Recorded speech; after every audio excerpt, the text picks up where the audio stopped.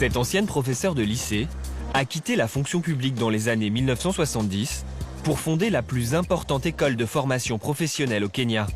Plus de 6000 élèves passent ici chaque année.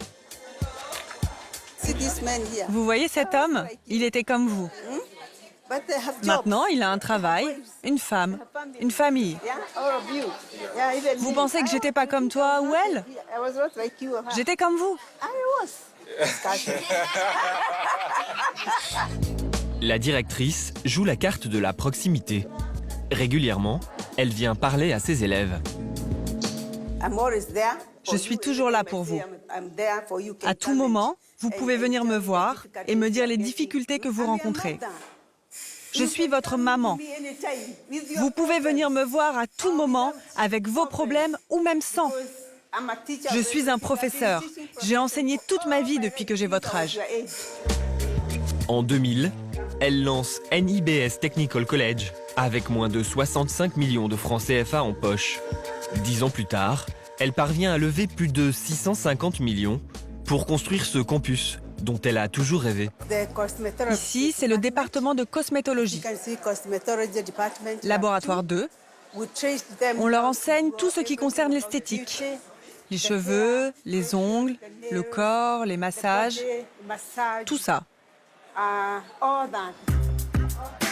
Dans son établissement, les cours sont dispensés en conditions réelles, avec tout le matériel professionnel. Ici, c'est la coiffure. C'est là où ils s'entraînent. Là, ce sont les bacs à shampoing pour laver les cheveux. Avec l'arrivée de la télévision, les films, les gens se sont exposés au monde. Et ils veulent bien paraître.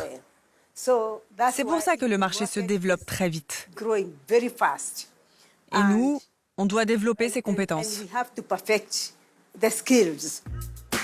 Étudier le marché, comprendre les secteurs qui recrutent, c'est sa stratégie pour développer son école. En plus de la coiffure, elle forme les élèves dans 5 domaines de métiers différents.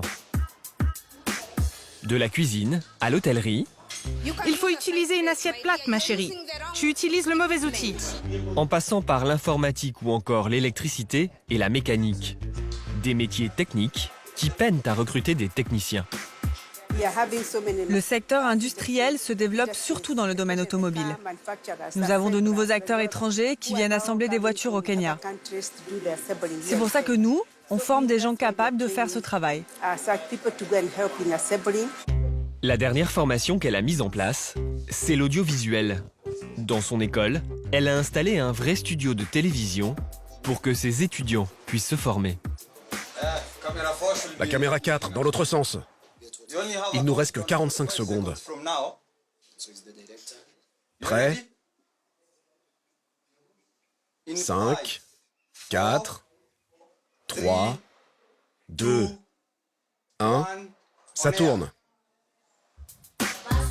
Pour s'inscrire dans cette école, comptez 100 000 francs CFA en moyenne l'année, un prix variable en fonction des formations.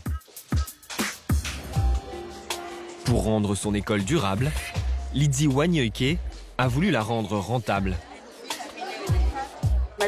Mon business, ce n'est pas de faire de l'argent. J'aime les étudiants, j'aime les encourager. J'aime l'idée de faire d'eux des exemples pour eux-mêmes. De façon à ce que quand ils seront plus grands, ils trouvent un travail, ils dirigent de grandes sociétés.